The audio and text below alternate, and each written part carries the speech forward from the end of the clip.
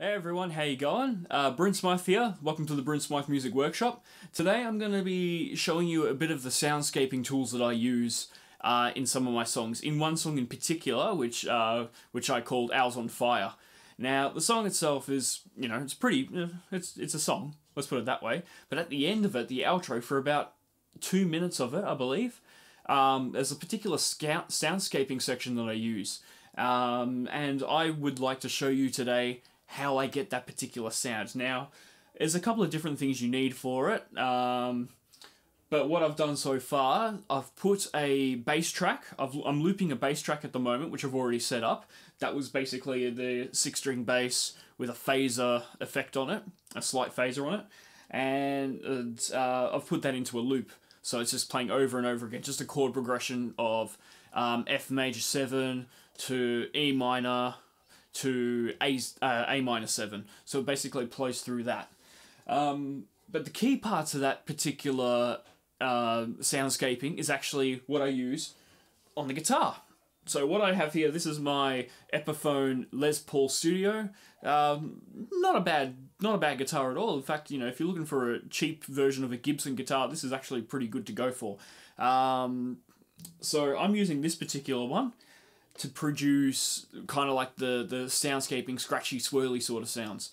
So I'm going to show you how I do that. So I'll put on my headphones. Now the key to this particular thing, the key to this is that I'm not actually playing anything. Now you're probably thinking, what do you mean by that? Simple. I'll show you. So what we're doing, I'll bring that down there so you just can see what I'm doing. I'll move it across about there. So you can see what I'm doing with my right hand. My right hand is going to be the key to everything. So what I'm going to do, I'll turn on the loop.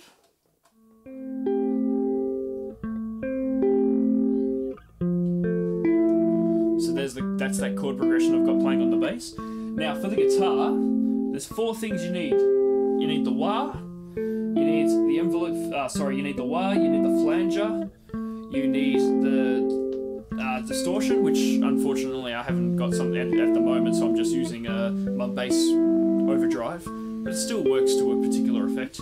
And you need your delay as well, which I've already set up on the memory man, which is what the loop's going through as well. So the key to doing these soundscapes, just watch my right hand. Would be good if I turned the volume up. Try this out.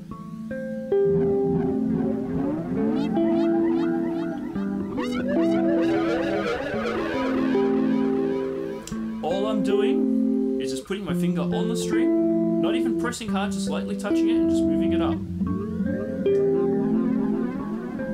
Like that. That's basically all I'm doing for that particular soundscape. And of course, you like to try and mix it up. If you want to put a lot more intensity into it, use your nail as well.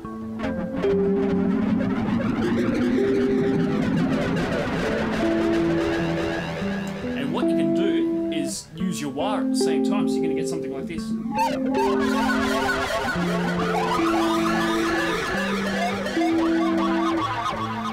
So really cool sound effect actually.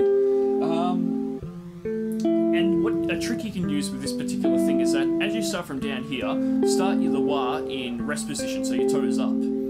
As you make your way up, put your toes down until you get to about here, where your toes should be about all the way down. So it's going to sound like this.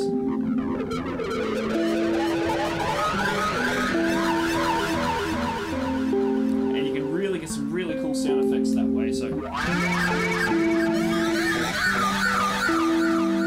It doesn't even have to be scratching the strings, you can actually just tap it in.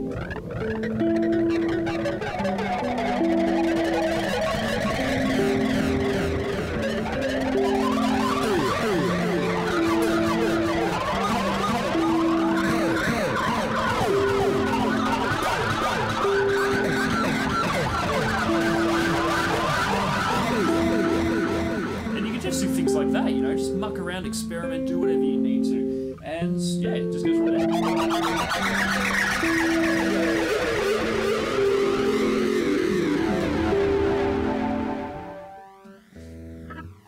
And that is how you get those particular sounds. Let's take these off now. So, soundscaping, the key to it is experimentation.